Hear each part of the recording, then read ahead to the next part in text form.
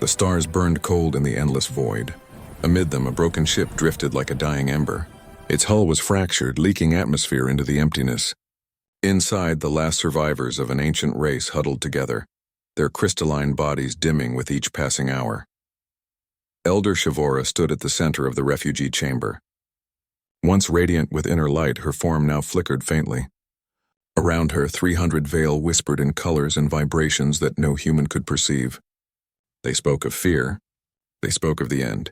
For 2 millennia, the Veil had been part of the Galactic Conquered, sharing their knowledge freely, helping construct the vast stations that connected the galaxy, offering friendship to all who sought it. But everything changed when the Cathar Dominion arrived, their warships hungry for conquest. The Cathar coveted the Veil worlds, rich in rare crystals and strategically positioned along crucial trade routes. One by one, they claimed these worlds, crushing resistance. They obliterated cities that had stood for millennia and shattered the luminous gardens where Veil children learned to sing in colors. Shavora had pleaded before the Galactic Council, showing images of destruction, sharing the cries of her dying people. Some council members looked away. Others appeared uncomfortable. Most seemed bored. "We cannot intervene," the leader had said. "The Cathar control resources we need. A war would disrupt trade. Your people must find their own solution." Translation: "You are not worth the cost." And so, the Veil fled. Ships carrying refugees scattered across the galaxy, seeking shelter, but every world turned them away. The Conquered's position was clear, and no one dared anger the Cathar by offering sanctuary. This colony ship carried the last survivors of the Northern Territories. They had traveled for 3 months, supplies nearly spent. The engines failed 2 weeks ago, leaving them adrift in neutral space, sending out distress signals that went unanswered. Shavora felt her light fading. Soon she would go dark. Soon all of them would. Perhaps it was better this way. At least they would die free, not in Cathar slave camps. A young Veil named Kreia approached, pulsing with desperate hope. "Elder, a ship approaches. It's responding to our beacon." Shavora's light dimmed further. "Cathar?" "No, Elder, the signature is unfamiliar. I've never seen this configuration before." From faster-than-light travel, a shape emerged from the void. Smaller than a Cathar dreadnought, but purposeful. The vessel bore hull markings in a language Shavora did not recognize. Bold white letters spelled its name. Defiant Dawn. Inside, Captain Elena Vasquez stood on the bridge analyzing the Veil ship. A woman of 45, her dark hair pulled back, eyes heavy with the weight of suffering she had witnessed. Her crew moved efficiently at their stations. "Life signs?" she asked. "Faint but present," the science officer reported. "Approximately 300 individuals. Crystalline-based carbon-silicon hybrid. I've never seen anything like it. Hull integrity critical. They have perhaps 6 hours of atmosphere, maybe less." Vasquez decided instantly. "Prepare docking procedures. Medical teams to Bay 3. Someone find out who these people are and why they're dying here." Her first officer, Commander Okoye, stepped closer. "Captain, we're scheduled to rendezvous with the supply convoy in 4 hours. If we deviate, we deviate," Vasquez said. "Since when do humans ignore distress calls?" "Since never, Captain," Okoye said with a faint smile. "I'll inform the convoy." As Defiant Dawn maneuvered alongside the dying Veil vessel, the communications officer raised a hand. "Captain, I'm receiving a message from Central Command. They're ordering us to maintain course and ignore the distress beacon. They say the refugees are politically complicated." Vasquez felt a cold weight settle in her chest. They wanted her to leave them to die. For a long moment, the bridge was silent. Every eye was on her. She thought of her orders, her career, the chain of command she had followed for 23 years. Then she thought of 300 lives fading into the void. Innocent lives punished for losing a war. "Log my response," she said quietly. The message read, "Defiant Dawn, responding to distress call per United Earth Coalition emergency protocols. We do not leave people to die in space." Vasquez out, she turned to her crew.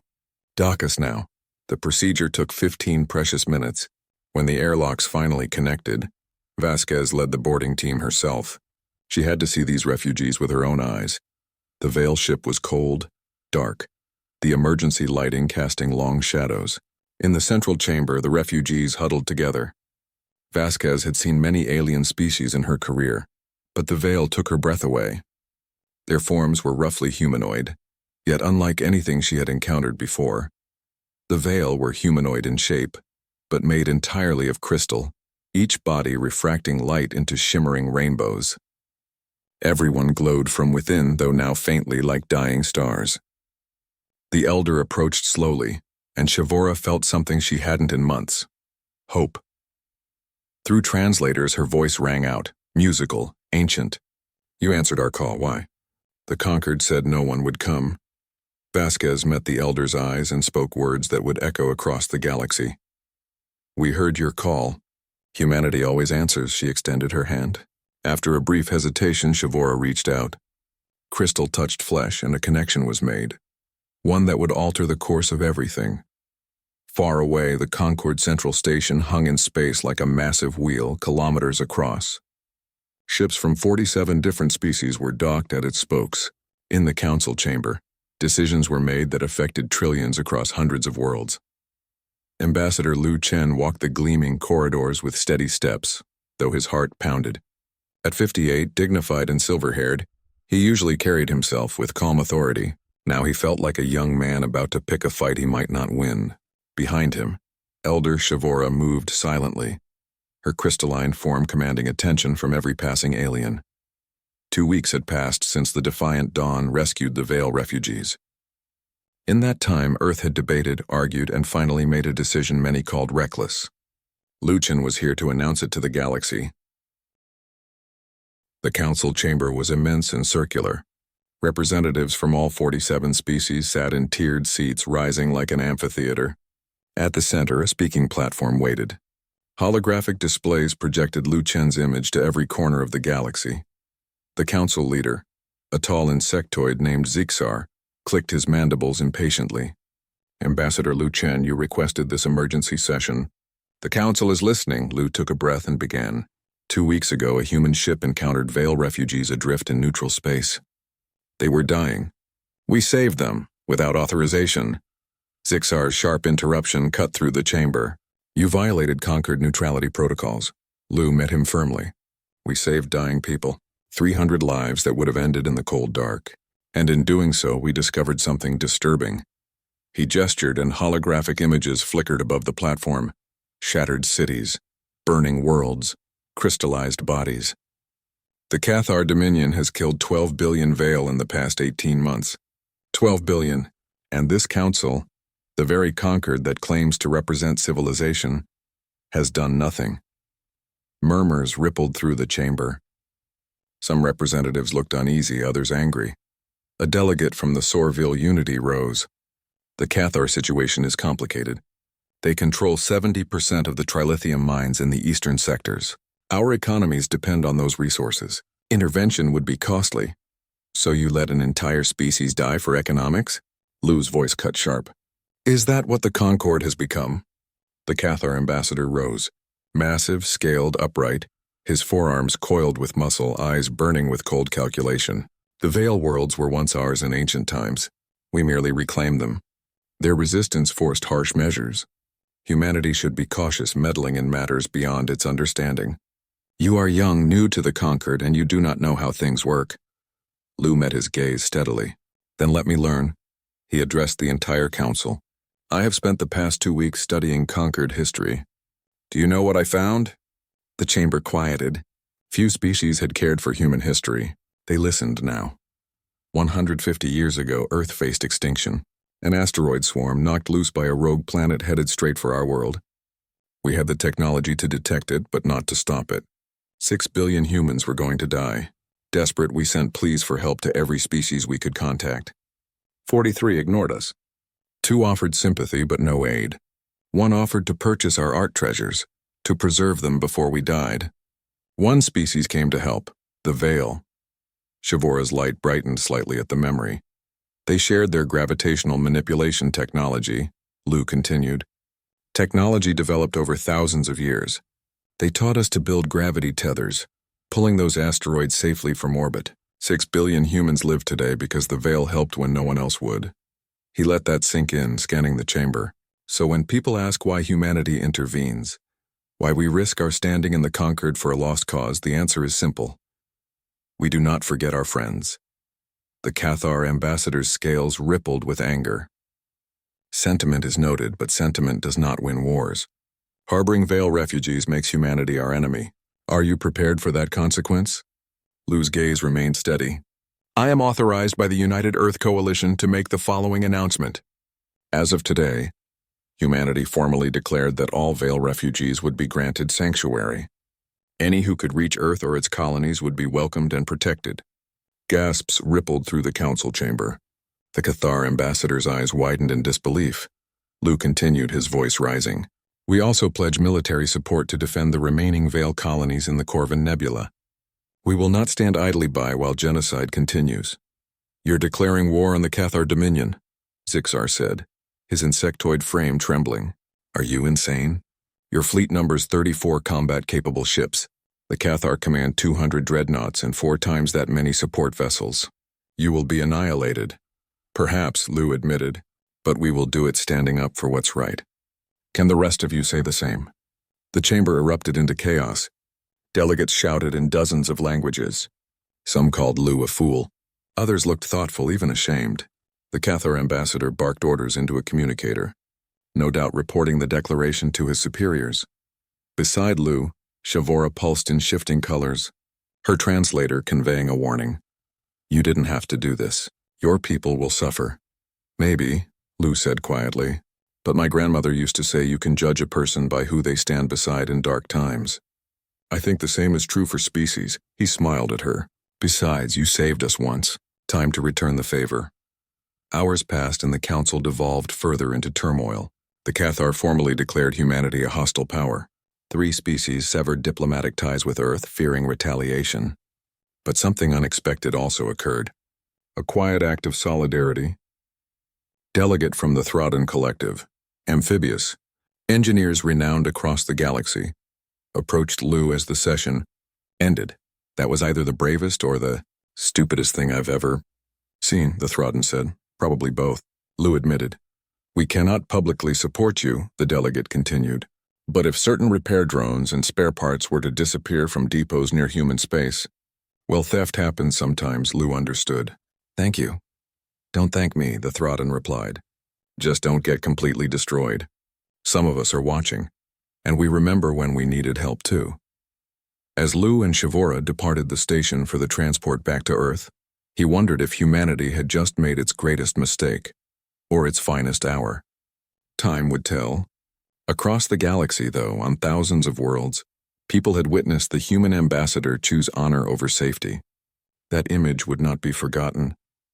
The Corvin Nebula blazed with colors no human eye had ever seen. Purple and gold gases swirled in massive storms, illuminated from within by newborn stars. Beautiful, and about to become a battlefield.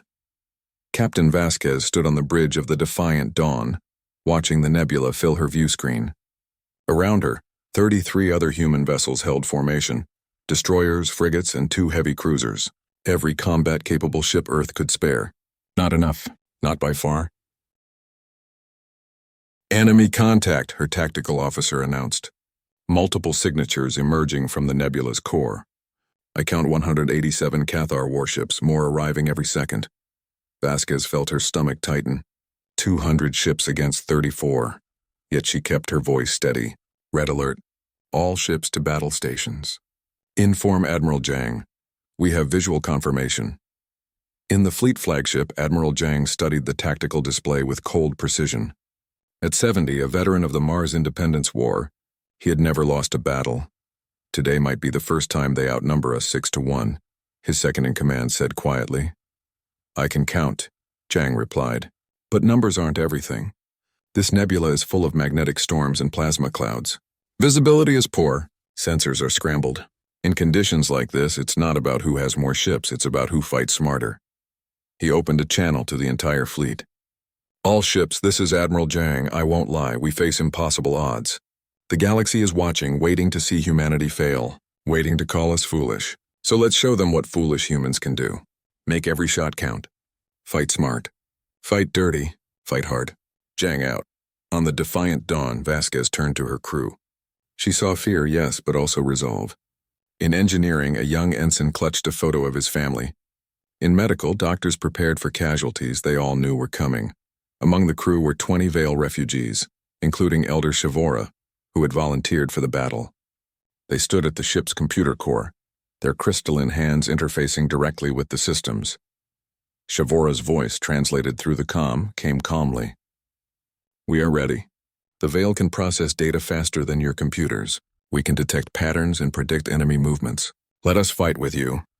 "Welcome to the crew, Elder," Vasquez said. "Give us everything you've got."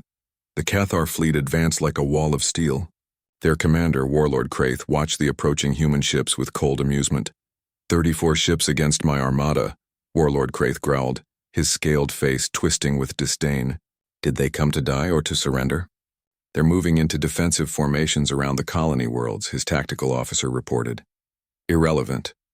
Destroy them. Show the galaxy what happens to those who defy the Cathar dominion." The first wave of Cathar warships opened fire. Energy beams lanced through space, bright enough to sear afterimages into human retinas. The human fleet scattered, diving into the dense clouds of the nebula. "They're running," Kraith laughed, ordering a pursuit. But the humans weren't fleeing. They were adapting. In the violet haze of the nebula, visibility dropped to near zero. Cathar sensors, built for clear space engagements, struggled to track their prey. The Vale, however, sensed vibrations in the charged gas clouds. Their crystalline forms pulsed, whispering guidance to the human crews. "Target to port 3,000 kilometers," Shavora's voice instructed. 2 dreadnoughts moving in formation." Vasquez nodded to her weapons officer. "Fire!" Missiles streaked through the nebula's purple fog. The Cathar never saw them until they struck. Shields overloaded, hulls breached, explosions tearing through the formation. Across the battlefield, the pattern repeated. Human ships emerged from the clouds, struck hard, and vanished before the Cathar could respond. Guerrilla warfare on a cosmic scale. "They're using the nebula against us," the Cathar tactical officer reported. "Sensors can't lock on. 8 ships unaccounted for," Kraith snarled. "Flush them out. Fire plasma torpedoes into the clouds. Burn away their hiding places." The Cathar launched hundreds of torpedoes into the gas storms. Explosions lit the nebula with fiery blooms. Several human ships were caught in the blasts, their shields failing, hulls splintering. The destroyer, Terra's Hammer, broke apart. Its crew of 300 vanished instantly. "Terra's Hammer is lost," the communications officer reported, her voice trembling. Vasquez closed her eyes for a moment, mourning. Then she reopened them. "Mark their position. We'll remember them. Find me another target." From the flagship, Admiral Jang surveyed the battle. A decision crystallized, one that would be studied in military academies for centuries. "All ships form up on my position. We're going to make them pay for clustering their fleet." The human vessels surged from the nebula clouds, converging on a specific coordinate. The Cathar detected them and moved to intercept, preparing to crush the smaller fleet in a single decisive blow. Now, Jang's secret came alive. Thousands of autonomous drones, quietly deployed throughout the nebula, activated simultaneously.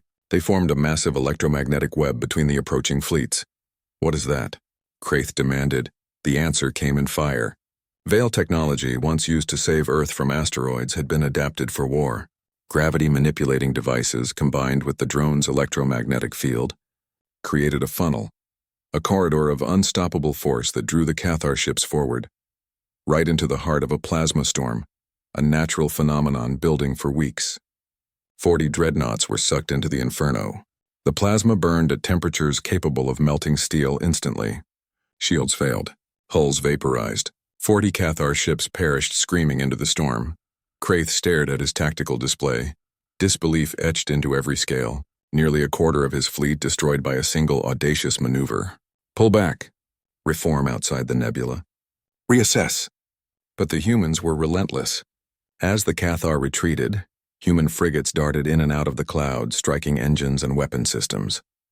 The Defiant Dawn led a squadron that destroyed 5 more enemy vessels before they could escape. When the day's fighting ended, both fleets withdrew to regroup. Cathar losses, 52 ships, thousands of soldiers. Human losses, 12 vessels, including 2 cruisers, and 4,000 souls. In the Defiant Dawn's medical bay, doctors worked feverishly to save the wounded, while exhausted crew members moved silently through the mess hall, too weary to speak. On the bridge, Vasquez studied the casualty reports, feeling each name like a weight on her shoulders. Elder Shavora approached quietly. "You've sacrificed so much for my people. How can we ever repay this debt?" Vasquez looked at the ancient alien. "You already have. You saved our world once. Now we save yours. That's what friends do." She offered a tired smile. "Besides," Shavora said, her light pulsing with determination, "we're not done yet. They'll be back. Next time, they'll be ready for our tricks. We'll need new ones." "Exactly," Vasquez said, rolling her shoulders. "Let's get to work." News of the battle spread like wildfire. Across 1,000 worlds, eyes watched recordings in disbelief. Humans had fought the Cathar Dominion and survived. More than survived. They had won the first engagement. In the underwater cities of Throdon Prime, the amphibious engineers. Across the galaxy, council chambers buzzed with activity. Massive screens displayed footage of human ships weaving through the nebula, striking with tactics no one had anticipated, fighting with a courage that seemed borderline insane. "They're actually doing it," Speaker Mora whispered. "Those crazy humans are standing their ground. And dying for it." Another council member added grimly, 4,000 casualties in a single day. How long can they sustain losses like that? Vela's gills fluttered thoughtfully. "That's the wrong question. The real question is, how long can we continue to do nothing while they fight alone?" She paused. "Remember 30 years ago, the Plague of Shadows? The Cathar held the cure hostage, demanding mining rights on our moons. 5 million Throdon died before we finally surrendered. Every Throdon in this chamber remembers that shame." Ballora spoke next. "This time we send more than repair drones. Engineers, weapons specialists, medical supplies, everything we can spare. Secretly, of course, but we send it." The vote was unanimous. Across the galaxy, similar discussions were taking place. In the hive cities of Quella, the frozen metropolises of Koran, the desert communes of Saresh. Species long oppressed by Cathar intimidation watched humanity fight, and for the first time in years, felt something they hadn't felt in decades: hope. The Galactic Concord's emergency session erupted into chaos. Delegates shouted over one another in a dozen languages. Some demanded sanctions against humanity for starting a war. Others argued that the Cathar's genocidal campaign justified intervention. At the center, Ambassador Lu Chen stood, exhausted but unbowed. He had spent weeks fighting political battles while his people battled for survival in space. The Cathar ambassador slammed his 4 fists on the podium. "The Conquered must condemn humanity's aggression. They violated neutrality agreements. They attacked Cathar vessels without provocation. They must be punished." Lu's laugh was bitter. "Attacked without provocation? You were exterminating an entire species. We stopped you from committing genocide. If that's aggression, then I'm proud to be aggressive." Before the Cathar could respond, a rare voice rose. The Quellan delegate stood, mandibles clicking rapidly. The chamber quieted. Quellan hives rarely spoke in council sessions, known for neutrality and avoidance of conflict. For 17 years, the delegate said, "The Cathar demanded tribute from my people, food, resources. Technology, always under threat of war if we refused. We paid every time because we had no choice, no allies, no one to stand with us." Her compound eyes swept the chamber. "Now I watch humans die defending a species that isn't even their own. And I ask, what does it say about us that we let them fight alone?" Another voice rose from the Throdon section. "The humans saved my people from asteroids just as they saved the Veil. We owe them a debt. But more than that, they are showing us what civilization should mean. Not trade agreements or resource deals. Civilization means standing up for each other when it matters." The Cathar ambassador sneered. "Fine words, but words do not win wars. Our reserve fleets have been deployed. In 72 hours we will crush the human forces once and for all, and remind the galaxy what happens to those who defy us." Lu felt ice in his veins. "Reserve fleets? What do you mean?" The Cathar's cruel smile widened. "Did you think the 200 ships you fought were all we had? Foolish humans. We have prepared a special weapon for the Veil's final world, Lamsara. In 3 days, it will be deployed. The planet, its 3 million inhabitants, and your fleet will be powerless to stop it." The chamber erupted again. Lu's hand shook as he activated his emergency communicator. Admiral Jang had to know. In the Corvin Nebula, the human fleet was barely holding together. 2 weeks of relentless skirmishes had taken their toll. Every engagement cost ships they could not replace and crews they could ill afford to lose. Only 22 vessels remained combat-ready. Ammunition and medical supplies were critically low. Crews were surviving on 4 hours of sleep a day, yet not a single Veil world had fallen. When Lu's message arrived, Admiral Zhang read it 3 times, hoping he had misinterpreted it. A planet-killer weapon. 72 hours. He called an emergency meeting of all ship captains. The holographic conference room aboard the flagship filled with exhausted faces. These men and women had aged years in mere weeks. Some bore fresh bandages. All bore the weight of command under impossible circumstances. "They're bringing a planet killer to Lamsara," Zhang said without preamble. "In 72 hours, 3 million Veil will die unless we stop it." Captain Vasquez leaned forward in her hologram. "What kind of weapon?" "Intelligence suggests a gravity implosion device," Zhang replied. "It collapses The weapon targets the planet's core," Zhang explained grimly. "It destroys from the inside out. Once activated, nothing can stop it.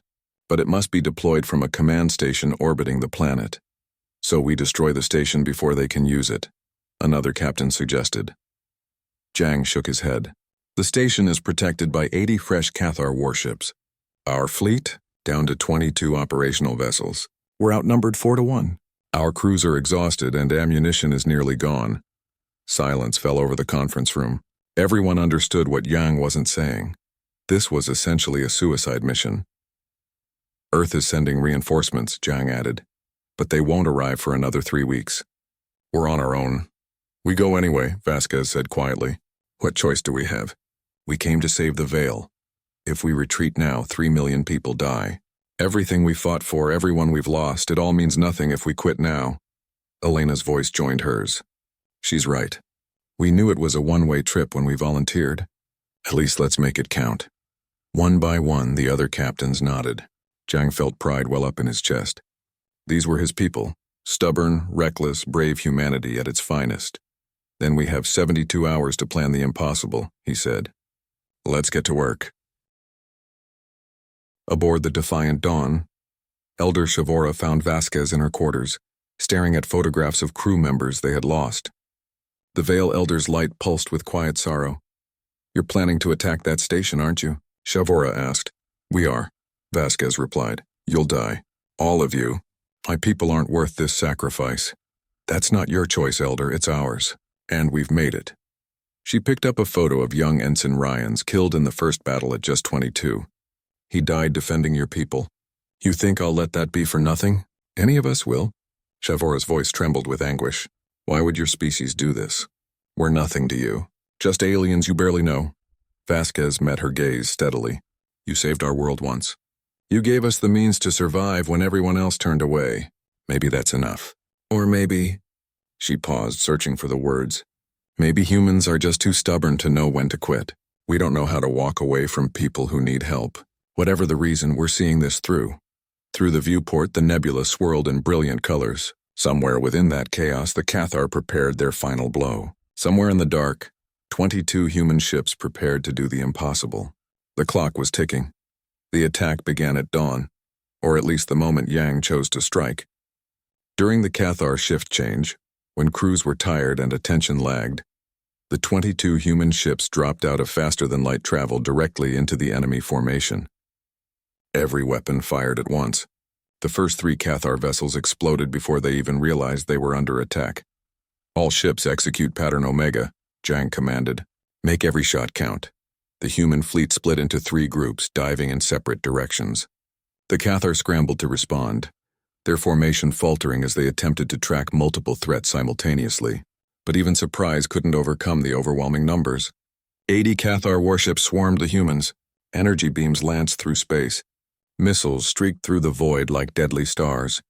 The destroyer, Beijing's Pride, took 3 direct hits. Shields collapsed, atmosphere vented from a dozen breaches. Yet even as it burned, the crew kept firing, destroying 2 more Cathar vessels before the Beijing erupted in a fiery ball. "Beijing's Pride is gone," the communications officer reported, voice breaking. "Mark it," Zhang said. "Keep fighting." Then something unexpected appeared on the sensors. New contacts dropping out of faster-than-light travel from within the nebula. 15 vessels with unfamiliar signatures. Identify those ships," Zhang demanded. Sir, designs are Quellan and Corvan, the officer replied. Not official conquered vessels. Looks like volunteers, private ships. One of the newcomers opened a channel. The voice, translated from amphibious sounds, carried through clearly. Human fleet, it said. This is Captain Velketh of the Throgden ship Rolling Tide. My crew and I got tired of waiting at home while you did all the fighting. Hope you don't mind some company. Jang felt heat prick behind his eyes. Backup, allies. They were not alone. Welcome to the party, Captain, he managed. Target the ships guarding the station. We need a path through. All ships follow the humans. Let's show the Cathar what happens when they push people too far. The battle intensified. Humans, Throgden, and Corvan volunteers fought with desperate courage against overwhelming odds. Ships burned and died on both sides. But slowly, meter by meter, they carved a path toward the Cathar command station. Aboard the Defiant Dawn, Vasquez piloted her ship through a storm of fire. Shields failing, hull plating melted in a dozen places, yet the station lay in sight. Now the massive Cathar station loomed in orbit above the veil world of Lamsara. Elder Shavora, Vasquez called to the computer core. Can you detect the weapon? Yes, Captain. It's in the station's central chamber, but the shielding is too strong. We'd need to get inside to destroy it. Then that's what we'll do. Prepare boarding teams, her first officer protested. Captain, that's a suicide mission. I know, Vasquez replied, straightening her uniform. I'm leading it. You have the bridge, Commander. If we don't make it back, ram this ship into the station. Don't let them deploy that weapon. The Defiant Dawn's armored boarding pod launched like a bullet, carrying 20 human marines and 5 Veil volunteers. It slammed into the station's hull, tearing open a gaping wound. Vasquez led her team through dark, twisting corridors. Cathar soldiers rushed to intercept them. The fighting was brutal, close-quarters combat with no mercy. Vasquez's marines used their smaller size to their advantage, ducking under the Cathar's massive forearms and firing at weak points in their armor. The Veil were lethal in unexpected ways. Their crystalline bodies refracted energy weapons, turning enemy fire back on its source. Elder Shavora moved like living light, disorienting the Cathar with every step. Finally, they reached the central chamber. The planet killer weapon dominated the space, a massive sphere of dark metal, crisscrossed with glowing energy conduits. Cathar technicians fled as they approached. How do we destroy it? Vasquez asked, gasping for breath. Half her team was dead or wounded. Shavora stepped forward, her crystalline hands hovering over the device. This weapon works by creating a gravitational cascade. If I absorb its energy matrix into my body, I can neutralize it, but it will destroy me. My molecular structure cannot contain that much power. I would become a living bomb. No, Vasquez said firmly. We'll find another way. There is no other way, Captain. And we are out of time. Alarms blared. The Cathar were preparing to activate the weapon remotely. In minutes, 3 million Veil would die. Your species has given everything for mine, Shavora said softly. 4,000 humans dead, 22 ships lost, careers and futures sacrificed for people you barely knew. Allow me to give something in return. Tell my people I died proud. Tell them humanity showed us what true civilization looks like. Now go, Captain, run. Vasquez wanted to argue to find another solution, but there was no time. She saluted the ancient alien who had become her friend. It's been an honor, Elder. The honor was mine. Now run. Vasquez and her surviving marines sprinted for the boarding pod. Behind them, Shavora placed her hands fully on the weapon. Her crystalline form began to glow brilliantly as she absorbed the massive energies of the planet killer. The pod launched just as Shavora reached critical mass. She could no longer contain the power. Her body erupted like a star, incinerating the station from within. Aboard the Defiant Dawn, Vasquez watched through tears. The weapon was destroyed. Amzara was safe. The Cathar fleet is retreating, her tactical officer reported. They're surrendering. It's over. Across the galaxy, countless beings watched the final battle. They saw the sacrifice, humans, Veil, and others dying together to protect the helpless. And something shifted in the hearts of millions. The Conquered Council met in emergency session once more. This time, 12 species formally withdrew, declaring the Concord had failed its purpose. They formed a new alliance, the Solidarity Pact. At its core was one principle: never again abandon those in need. 3 months later, a memorial was erected on Earth. It was crafted from fragments of Elder Shavora's crystalline remains, faintly glowing with inner light. The inscription read simply, "Here stood humanity when all others looked away. Civilization is measured not by power or wealth, but by those you are willing to die beside, in memory of Elder Shavora and all who gave their lives so others might live." Admiral Vasquez stood before the memorial with a young cadet. The kid couldn't have been more than 20, eager and wide-eyed. "Admiral," the cadet asked, "why did we do it? Why did humanity risk everything for aliens we barely knew? Our instructors can't explain it." Vasquez touched the glowing crystal, remembering Shavora's final words. "Because someone once stood for us when we needed it. Sometimes the right thing and the smart thing aren't the same, and we'd rather be right." She smiled, tinged with sadness. "That's what humanity does. We stand our ground even when it's impossible." Especially then. The crystal warmed under her hand. Around them, humans and aliens alike came to pay respects. Vale refugees glowed softly. Quellan workers bowed. Throton engineers whispered thanks. All had learned what humanity had always known. Civilization is not about avoiding conflict, it's about knowing what's worth fighting for. And sometimes it means standing your ground when everyone else says to run. The memorial glowed in the sunlight, a beacon of crystalline fire, a reminder of sacrifice, a promise of solidarity. It was a testament to the stubborn, foolish, wonderful humans who looked at impossible odds and said, "We stand by our friends, and the galaxy would never forget."